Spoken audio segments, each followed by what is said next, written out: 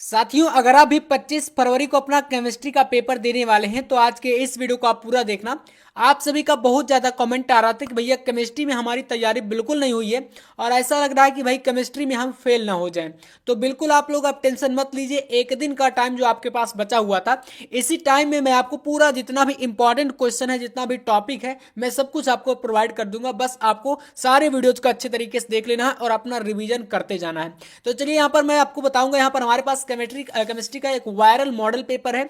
आपको किस तरह पैटर्न पर आपका पेपर आने वाला है, केमिस्ट्री का कैसे क्वेश्चन रखे जाएंगे, कितने ज्यादा हार्ड क्वेश्चन होते हैं, कितने इजी क्वेश्चन होते हैं और कॉपी कैसे लिखनी है, सारी चीजें आज के इस वीडियो में आप लोग जानेंगे। गलतियां कौन कौन सी नहीं करनी, और जो कमजोर छात्र भी हैं केमिस्ट्री में, अगर आपको कुछ भी नहीं आ रहा कि भाई पूरे साल आपने तैयारी नहीं की, कोचिंग नहीं किया, कुछ भी आपने नहीं किया है, तो अब आपको डरने की जरूरत नहीं है। यहां पर मैं बताऊंगा कि आप कैसे पास हो सकते हैं।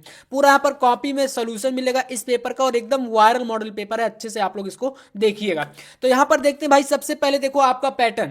पैटर्न आपको पता है कि आपका केमिस्ट्री में 70 नंबर का पेपर होता है, पूर्णांक 70 का होता है। 30 नंबर आपको प्रैक्टिकल के मिलते हैं, जिसमें आपका प्रैक्टिकल या वाइवा हो चुका है। तो 70 में आपको कैसे अच्छे नंबर लाने हैं, चलिए जानते हैं। यहाँ पर 3 घंटे 15 मिनट में पूरा पेपर आपको हल करना है। निर्देश कुछ इस तरीके से आपको केमिस्ट्री के पेपर में देखने को मिलेंगे, जो कि आपके सामने जैसे दिया गया है। पहला, सभी प्रश्न अनिवार्य हैं। प्रत्येक प्रश्न के निर्धारित अंक उसके समक्ष दिए गए हैं। गणनात्मक प्रश्नों में गणना के समस्त पद दीजिए। प्रश्नों के प्रासंगिक उत्तर लिखिए। जहां आवश्यक हो रासायनिक समीकरण दीजिए। मतलब पेपर आपका रसायन विज्ञान का होता है, जो आपको पता होगा कि इसमें इक्वेशन तो आने ही, समीकरण तो आएंगे ही, है ना। तो चलिए सारी चीजों को देखते हैं। यहां से आपको बता दें ऑब्जेक्टिव कितना आता है। टोटल आपके पेपर में 6 ऑब्जेक्टिव आएगा, तो इसलिए पूरा ध्यान से देखना। जैसे पहला क्वेश्चन आपके सामने कह रहा है बिलियन का अणु संख्य गुणधर्म नहीं है। आपके पास यहां पर 4 ऑप्शन दिए गए हैं, जिसमें से आपका पहला है परासरण दाब, नेक्स्ट है हिमांक अवनमन, पृष्ठ तनाव और वाष्प दाब अवनमन। 6 नंबर का बहुविकल्पीय प्रश्न आपके पेपर में आने वाला है। तो चलिए कॉपी यहां पर मैं बताता हूं कैसे लिखना है। सारी चीजें हमारे पास एक अभ्यास पुस्तिका है, जिस पर पूरा सोल्यूशन इस पेपर का आपको मैं देने वाला हूं। देखो यहां पर इसका राइट आंसर हो जाएगा पृष्ठ तनाव। इस तरीके से सबसे पहले कॉपी आपको लिखना कैसे, सारी चीजों को देखना, क्योंकि केमिस्ट्री थोड़ा सा आपका हार्ड सब्जेक्ट होता है। केमिस्ट्री और फिजिक्स ये दोनों सब्जेक्ट आपके थोड़ा सा अलग लेवल के होते हैं। तो गलती जरा सी भी नहीं करनी अब, ठीक है ना। क्योंकि कॉपी लिखोगे अगर अच्छे तरीके से थोड़ा सा भर के आओगे चीजों को, तो नंबर आपको मिल जाएंगे। तो देखो यहां से इसका राइट आंसर आपका हो जाएगा का थर्ड वाला विकल्प, जो कि पृष्ठ तनाव है। इसके बाद यहां से आ जाओगे आप जो है नेक्स्ट क्वेश्चन पर, और इसका पहले नंबर का खा नंबर क्वेश्चन देखो इस तरीके से दिया है। ऐसे ही ऑब्जेक्टिव आपको देखने को मिलेंगे, पूरा शुरू से आप देखिएगा। कह रहा है कि 3 धात्विक धनायनों, कोई आपके धात्विक धनायन है, जिसमें कह रहा है एक्स वाई तथा जेड के मानक अपचयन इलेक्ट्रोड विभव, जो कि क्रमशः दिए गए हैं, क्रम से हैं। जैसे कि एक्स का दिया है प्लस का 0.52 वोल्ट, वाई का दिया है माइनस का 3.03 वोल्ट और जेड का दिया है 1.18 वोल्ट। ये क्रम से दिए गए हैं। क्या दिए हैं भाई, इलेक्ट्रोड विभव। तथा कह रहा है कि धातुओं की अब बढ़ते अपचयन क्षमता का क्रम कैसा होगा। काफी इंपॉर्टेंट क्वेश्चन, इसी लेवल के पेपर में क्वेश्चन आपके रखे जाएंगे। तो देखो यहां से आपके सामने विकल्प 4 दिए हैं, जिसमें देखोगे पहला विकल्प क्या है, X is greater than Y is greater than Z. मतलब भाई सबसे बड़ा यहां पर यक्स का होगा, फिर वाई का होगा, फिर जेड का, मतलब सबसे छोटा। ऐसे यहां पर आपका दूसरा दिया है, जिसमें वाई को बड़ा दिखाया गया फिर जेड से, है ना, फिर जेड को बड़ा दिखाया गया एक्स से। ऐसे यहां पर आप 4 ऑप्शन देख सकते हैं, जिसमें सही विकल्प आपको लगाना है सेकंड वाले में, Y is greater than Z is greater than X. मतलब आपको यह दिखाना है कि जो आपका सबसे ज्यादा निगेटिव वैल्यू है, उसका यहां पर इलेक्ट्रोड विभव, यहां पर जो अपचयन क्षमता होगी वो सबसे ज्यादा होगी। तो भाई y का वैल्यू यहां पर माइनस वाला है, फिर उसके बाद यहां पर कौन सी वैल्यू है, तो फिर आपका आता है यहां पर ये प्लस का 1.18, फिर उसके बाद यहां पर ये आता है आपका प्लस का 0.52 वोल्ट। ठीक है, तो यहां से आपका पहले y, फिर z, फिर x, इस तरीके से ये सेकंड वाला विकल्प आपको यहां पर लगा देना है। इस प्रकार से हो जाएगा। इसके बाद नेक्स्ट क्वेश्चन देखिए, प्रथम कोटि अभिक्रिया में वेग स्थिरांक की इकाई है, तो सेकंड इनवर्स होती है, आपको यहां पर लगा देना है सेकंड इनवर्स, जो कि पहला विकल्प, ठीक है, गा नंबर का। ऐसे यहां पर एक क्वेश्चन देखो, मैं आयुपीएससी का एक वीडियो बहुत जल्द लाने वाला हूं। आयुपीएससी में आपको उपसा संयोजन यौगिक के बताऊंगा, और कार्बनिक जो रसायन है आपका ऑर्गेनिक केमिस्ट्री के कुछ आयुपीएससी आते हैं, उनको भी बताऊंगा। तो आप चैनल से जुड़े रहना, बहुत ही ज्यादा टॉपिक आपको अभी मिलने वाले हैं। चलिए इसमें देखो आपके पास एक यौगिक दिया है, क्या है, ब्रैकेट के अंदर दिया है CuCN का होल ऑफ 4, फिर ब्रैकेट के बाहर यहां पर 3 आयन दिख रहे होंगे आपको, बाहर लगा है -3। की, ठीक है। अब कह रहा है आयन की Cu की समन्वय संख्या, जो आपका कॉपर है इसकी समन्वय संख्या कितनी होगी, 1 3 2 5 2 4। तो इस तरीके से आपके सामने विकल्प है, जिसका राइट आंसर इस तरीके से आपको लगा देना है 4, ठीक है ना। चौथा वाला विकल्प आपका सही है। ऐसे यहां पर आप इसमें आ जाओगे RH तथा NaI की अभिक्रिया का नाम क्या है, तो फिंकेलस्टाइन हो जाएगा। नेक्स्ट क्वेश्चन इसमें क्या दिया गया, देखो इस तरीके से इसमें कह रहा क्वेश्चन, कह रहा है कि RNH2 यानी कि आपका ये एमीन है, ठीक है ना, NH2 जुड़ गया तो भाई वो एमीन बन गया आपका। अब इसमें आपका प्राथमिक एमीन को कह रहा है तथा HNO2 की अभिक्रिया से क्या बनता है, RR हो गया है ना, कोई एल्किल ग्रुप यहां पर होगा RR की जगह पर, ROH यानी अल्कोहल हो गया, RR इज ग्रेटर देन यहाँ पर NH यानी कि इसके साथ ये हो गया आपका द्वितीयक एमीन, और इसके बाद यहाँ पर NH3। तो इसका राइट आंसर आपको लगा देना सेकंड वाले में। यहां से ये पूरे ऑब्जेक्टिव आपके इंपॉर्टेंट है, इतना कर लीजिएगा।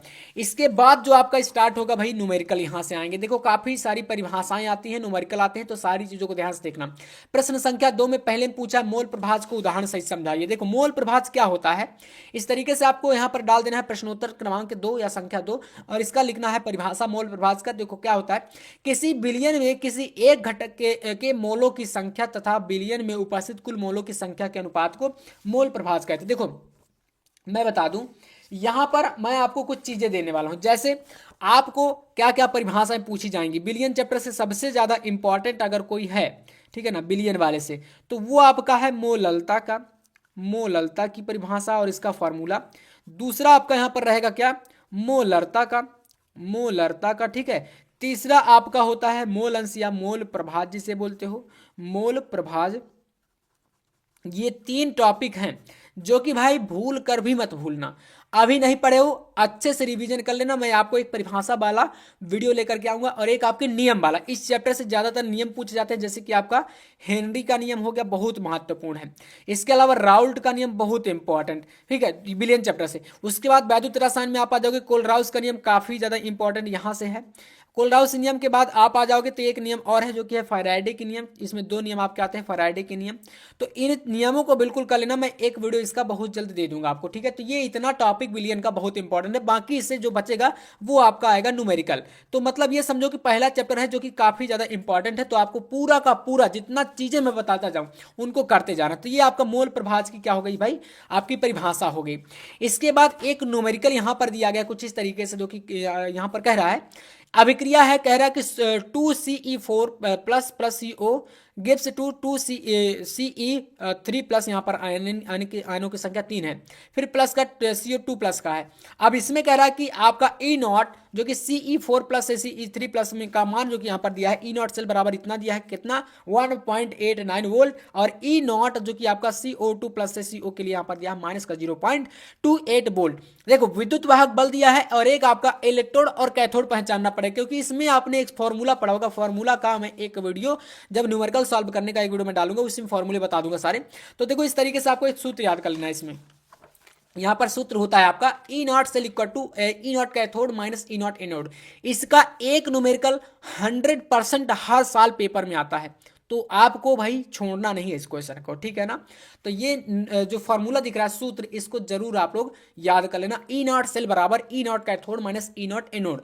अब E0 सेल का वैल्यू आपके पास ऑलरेडी यहां पर ये दिया गया है, कहां पर गया, ये रहा, ठीक है ना। इसके बाद ये वैल्यू दिया है, इसको क्या करना है, यहां पर आपको जैसे नेगेटिव वैल्यू है तो ज्यादातर चांस ये होते हैं कि जो आपकी नेगेटिव वाली वैल्यू होती है, ठीक है ना, यहां पर देखो इस तरीके से नेगेटिव वाली जो वैल्यू होती है वो आपकी एनोड वाली होती है, और ज्यादातर चांस यही रहेंगे। और जो कैथोड वाली वैल्यू होती है वो पॉजिटिव रहेगा। अगर मान लो यहीं पर इसको पॉजिटिव करके देता, माइनस की जगह पर प्लस का होता, तो ये वैल्यू आपकी हो जाती यहां पर किसके साथ जाती, कैथोड के साथ। तो इस तरीके से इस फॉर्मूले में रखोगे वैल्यू, यहां पर निकल के आ जाएगा 1.68 वोल्ट, जो कि आपका 61 वोल्ट, जो कि आपका इसका हो जाएगा कैथोड, सॉरी आप, हाँ कैथोड का वैल्यू इस तरीके से निकल आया। अगला क्वेश्चन यहाँ पर है रासायनिक अभिक्रिया की कोटि और आणविकता को उदाहरण से समझाइए। देखो आणविकता और कोटि की परिभाषा, या आप कभी कभी ऐसा होता है कि अंतर पूछ लेता है, तो इस तरीके से देखो यहाँ पर इसे प्रयोगों द्वारा ज्ञात किया जाता है, और किसी अभिक्रिया की कोटि शून्य पूर्णांक धनात्मक या ऋणात्मक भी हो सकती है। इसके अलावा जो कोटि होती है, कोटि अभिक्रिया के वेग तथा अभिकारक अणुओं की सांद्रता के बीच संबंध को यहाँ पर क्या होती है, बताती है। अभिक्रिया की आणविकता क्या क्या बताती है भाई, तो उसको भी देख लो। तो देखो इसे क्रिया विधि द्वारा ज्ञात करते हैं। आणविकता को किससे ज्ञात करते हैं, क्रियाविधि से। आणविकता शून्य, ऋणात्मक तथा भिन्नात्मक नहीं होती। और इसके बाद है यह अभिक्रिया में भाग लेने वाले अणुओं की संख्या को बताती है। ठीक है, तो यहां से आपको इतना कर लेना है। इसके बाद यहां से आपका अगला क्वेश्चन है घ नंबर 2 का, आपका चौथा प्रश्न। ठीक है ना, 2 का घ नंबर, अंतः संक्रमण तत्वों के रासायनिक समान इलेक्ट्रॉनिक विन्यास। अंतः संक्रमण तत्वों के इलेक्ट्रॉनिक विन्यास कुछ इस तरीके से होंगे। देखो, जब आपका डी और एफ ब्लॉक का जो एलिमेंट होता है उनको हम लोग बोलते हैं यहाँ पर अंतः संक्रमण तत्व, और इन्हीं का आपको बताना है यहाँ पर इलेक्ट्रॉनिक विन्यास। तो देखो, डी ब्लॉक का सामान्य इलेक्ट्रॉनिक विन्यास होता है n-1। अब डी ब्लॉक में आपको पता है 1 से 10 तक के इलेक्ट्रॉन आएंगे। ठीक है ना, यानी टोटल 10 आते हैं डी में, और ns 1 और 2 1 से 2 तक। एफ ब्लॉक के तत्वों के लिए आपका लैंथेनाइड और एक्टेनाइड, इनको 2 भागों में बांटा गया है एफ ब्लॉक को। तो इसका इलेक्ट्रॉनिक विन्यास आपका लैंथेनाइड और एक्टेनाइड का दोनों का ये दिया गया। ठीक है, इस तरीके से आपको इसको लिख देना है। यहां से आपका प्रश्न संख्या 2 जो है पूरा खत्म। इसके बाद आप यहां से आ जाओगे प्रश्न संख्या 3 का पहला क्वेश्चन। देखो, कह रहा एक उदाहरण द्वारा प्रभावी परमाणु क्रमांक यानी EAN इफेक्टिव एटॉमिक नंबर को स्पष्ट करिए। प्रभावी परमाणु क्रमांक यानी EAN क्या होता है, चलिए देखते हैं इसको हम लोग। तो यहां से आ जाओगे इस तरीके से, आपको इसको पहले परिभाषा इसकी देनी है। देखो, हेडिंग डाल देना प्रभावी परमाणु क्रमांक। अब आप चाहो तो हेडिंग के बाद यहां से इसमें क्या कर सकते हो, थोड़ा सा और अपना जो है तरीका लगा सकते हो। क्या कर सकते हो, काले पेन से इसके नीचे आप लोग लाइन खींच सकते हो। ठीक है ना, यानी कि इसके नीचे आप लोग थोड़ा सा इस तरीके से एक लाइन भी दे सकते हो, थोड़ा सा हेडिंग बन जाएगी। ठीक है, तो ये आपका इस तरीके से एक हेडिंग बन गया।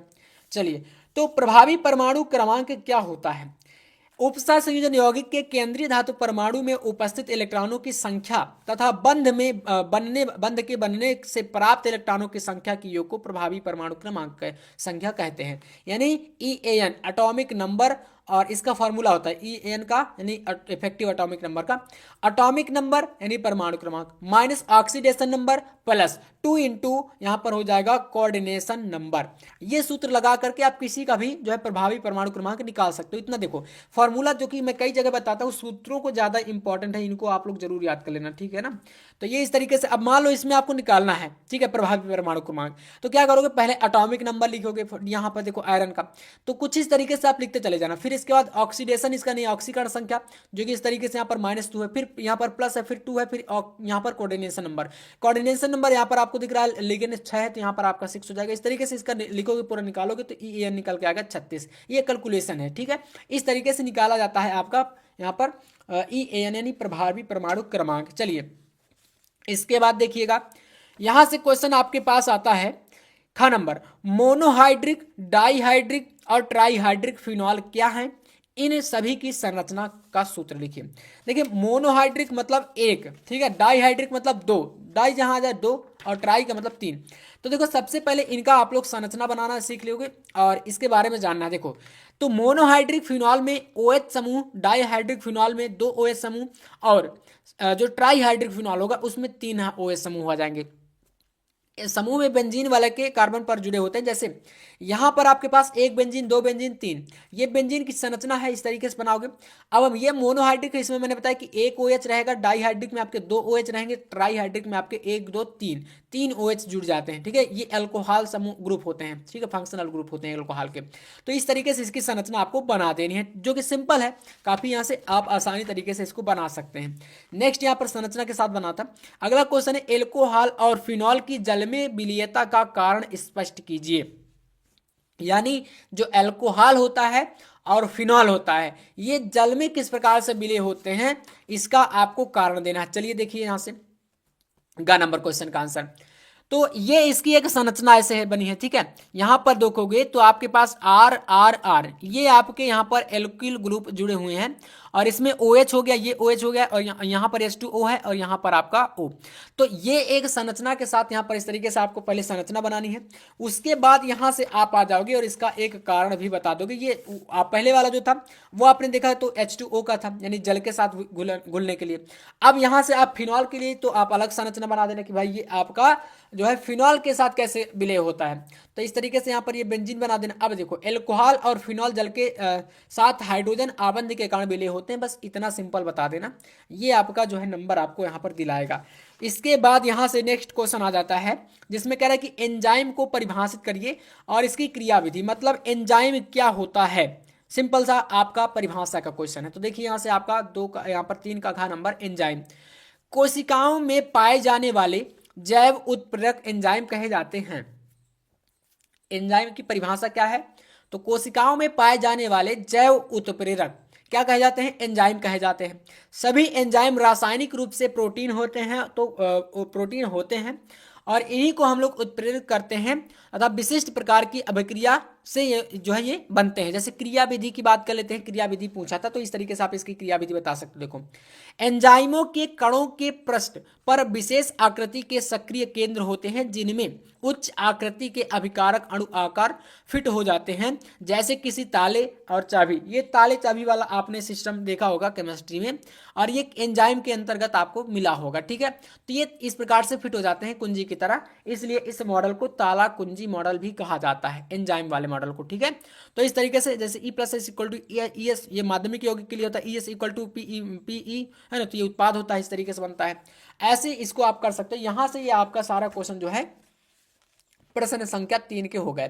का गा घा अंगा। चौथे प्रश्न में जैसे ही आओगे तो यहां पर आपसे क्वेश्चन पूछ रहा है इस तरीके से। देखो, ऐसे ही कॉपी पूरा सॉल्व करते चले जाना। ठीक है, यहां से है हाइलो एल्केन में नाभिक रागी प्रतिस्थापन अभिक्रिया की क्रियाविधि को एक उदाहरण के द्वारा दीजिए। समझाइए। मतलब ये जो पेपर है पूरा मैं बता दूं, ये ओरिजिनल पेपर है प्रीवियस ईयर का। ठीक है, 2025 का पूरा पेपर, यहाँ पर जो रिपीटेड क्वेश्चन थे वो यहाँ पर रखे गए हैं और ऐसे ही लेवल का पेपर आएगा। अब इसको देख करके आपको कठिन लग रहा है या आसान लग रहा है, आप अंदाजा लगा सकते हो कि भाई कैसा पेपर आएगा। ठीक है, तो चलिए पहला क्वेश्चन, हाइलोएल्कोन की नाभिक रागी प्रतिस्थापन अभिक्रिया। इसमें दो रिएक्शन है, एक होती है SN1 अभिक्रिया, एक होती है SN2 रिएक्शन। देखो इसमें क्या होता है, इसमें तो आपका इसमें पहला जो स्टेप होता है रिएक्शन में, ठीक है, जैसे कि आपके पास है यहाँ पर CH3Cl, अब इसी को संरचना के रूप में बना दिया। इसका जब यहाँ से आपका रिएक्शन हो तो ये आपका काहे में टूटा? दो बॉन्ड में, मतलब दो आपके अलग अलग जो है एलिमेंट में टूट गया ये। एक आपका कार्बोकैटायन बना दिया और एक आपका ये पॉजिटिव वाला। जब इसी में कार्बोकैटायन को यहाँ पर लेते हैं और इसको OH के साथ रिएक्शन कराते हैं दूसरे स्टेप में, तो ये शीघ्रता से आपका एल्कोहल बना देता है, जो कि आपका इस तरीके से भाई ये न्यूक्लियोफिलिक अभिकर्मक होता है, जिसके साथ एल्कोहल जो है बना दिया। ये आपका होता है नाभिक रागी प्रतिस्थापन अभिक्रिया, नाभिक पर डायरेक्ट अटैक करता है। ठीक है, OH यहाँ से, तो ये बन जाता है। इस तरीके से आपको ये रिएक्शन जो है करा देनी है। ये आपका चौथे का पहला क्वेश्चन हो गया। अगला क्वेश्चन यहाँ पर है चौथे का खा नंबर, देखिएगा। इसमें कह रहा है क्लोरोबेंजीन के हाइड्रोजन नाइट्रीकरण तथा फ्रीडल क्राफ्ट अभिक्रिया के रासायनिक समीकरण को लिखिए। क्लोरोबेंजीन का आपका नाइट्रीकरण, हाइड्रोजनीकरण और फ्रीडल क्राफ्ट, ये 3 रिएक्शन इसमें बतानी है। देखो, पहले ये रहा आपके पास बेंजीन और Cl जुड़ गया तो बन गया क्या? क्लोरोबेंजीन। क्लोरोबेंजीन में जब हाइड्रोजन होता है, हाइड्रोजन अभिक्रिया, तो आपको क्लोरोबेंजीन के साथ Cl2 लेना है, यानी कि फिर से क्लोरीन लेना है और निर्जल AlCl2 Cl3 के साथ रिएक्शन करा देंगे तो यहां से बन जाएगा इस प्रकार से, एक बेंजीन और ये बेंजीन। Cl पहले आपका 2 पोजीशन में जुड़ा है, आर्थो और पैरा पे। एक आपका यहाँ पर ये आपका डायरेक्ट जो है उल्टा पोजीशन में, यानी कि सामने सामने इस तरीके से आपको जोड़ देना, 1 नंबर पर, और एक आपका 2 3 छोड़ करके आपको चौथे नंबर पर। तो इनको जो बनेगा इनको बोलते हैं आर्थो डाई क्लोरोबेंजीन, क्योंकि ये 2 जगह पर है बेंजीन, तो ये हो जाता है डाई और क्लोरो। ठीक है ना, और बेंजीन तो है ही, तो ये हाइड्रोजन में होता है। ठीक है, जब आप इसका हाइड्रोजन कराते हैं।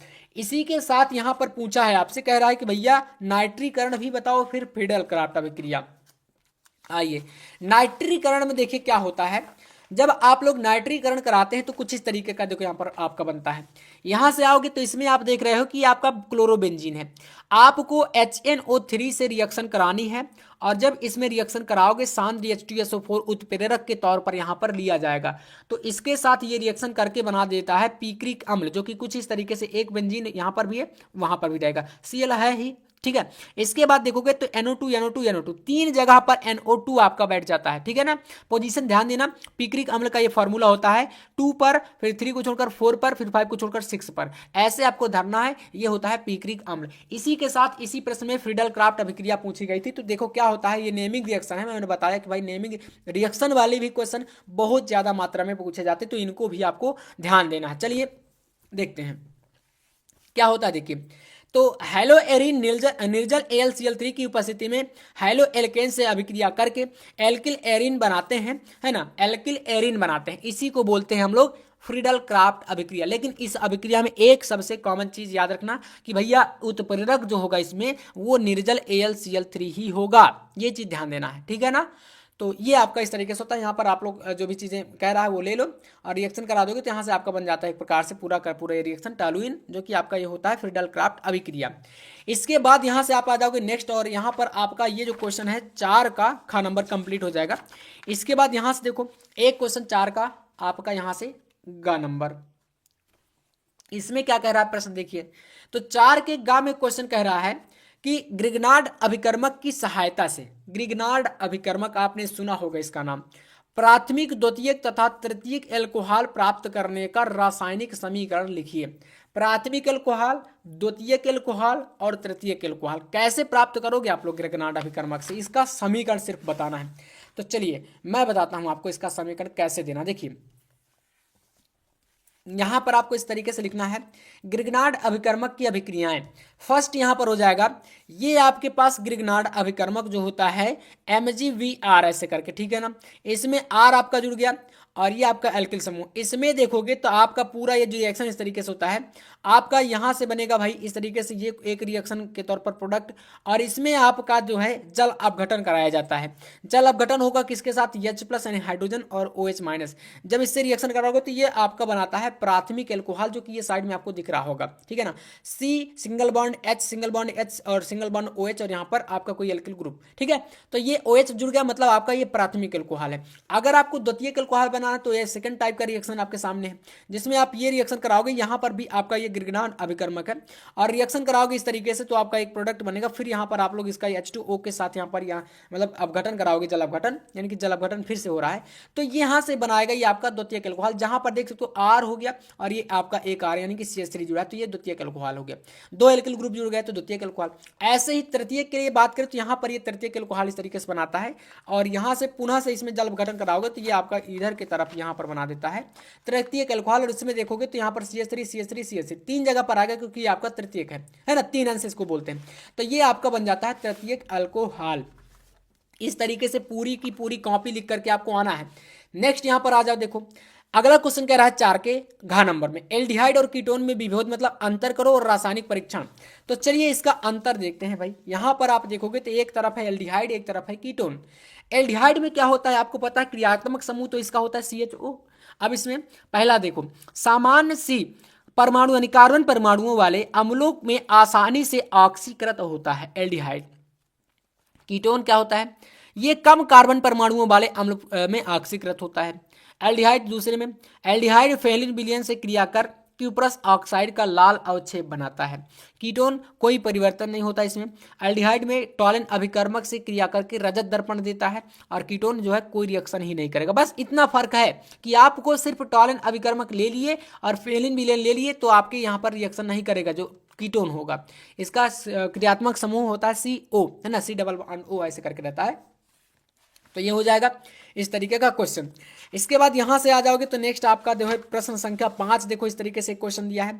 तो कह रहा है प्रश्न संख्या 5 के का नंबर में 0.1 मोल लीटर इनवर्स KOH मतलब पोटेशियम हाइड्रोक्साइड विलयन से भरे 1000 सेंटीमीटर लंबाई तथा 0.5 सेंटीमीटर त्रिज्या के स्तंभ का विद्युत प्रतिरोध कितना है, 5 × 10⁻³ ओम ये प्रतिरोध है, ओम है, और बिलियन की मोलर चालकता की गणना करनी है। देखो सिंपल है, न्यूमेरिकल सॉल्व करना है तो न्यूमेरिकल को आप कुछ इस तरीके से पहले आना, और जो गिवन वैल्यू होगी उसको पहले लिखना। जैसे आपके सामने यहाँ पर लिखोगे, दिया है प्रश्न संख्या 5 का नंबर।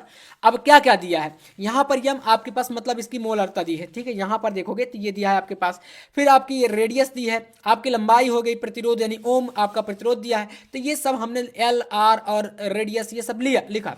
यहाँ पर निकालना क्या है, तो मोलर चालकता मतलब यहाँ पर लैम्डा m का मान ज्ञात करना है।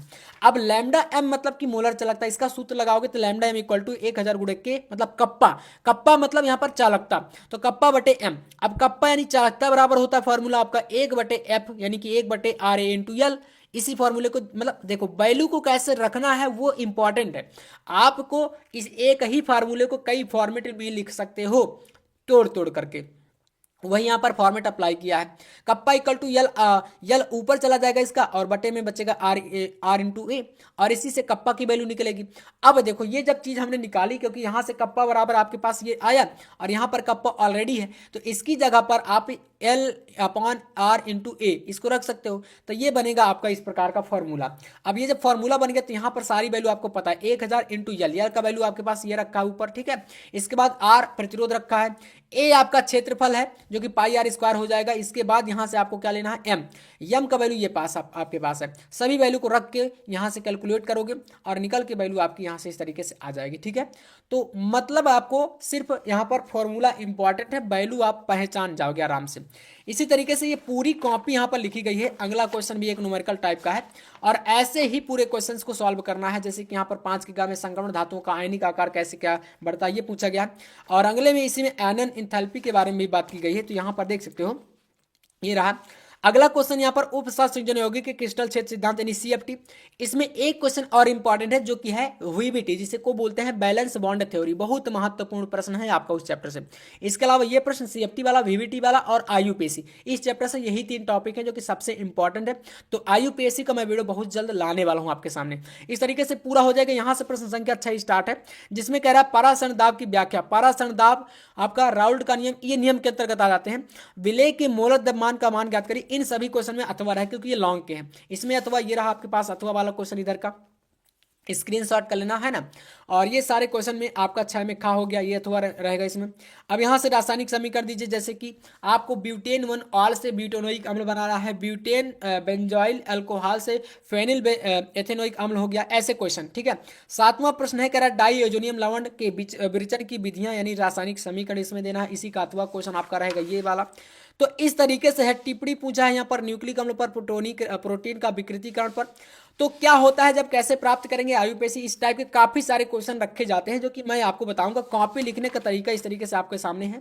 बाकी बहुत जल्द और भी काफी सारे वीडियो आएंगे, तो चैनल पर नया है तो सब्सक्राइब करके रख लेना, है ना। सब्सक्राइब कर लीजिएगा जिससे कि आपका केमिस्ट्री का पेपर बहुत ही अच्छा जाए। तो मिलते हैं भाई नेक्स्ट वीडियो में नेक्स्ट टॉपिक के साथ। तब तक के लिए जय हिंद, वंदे मातरम।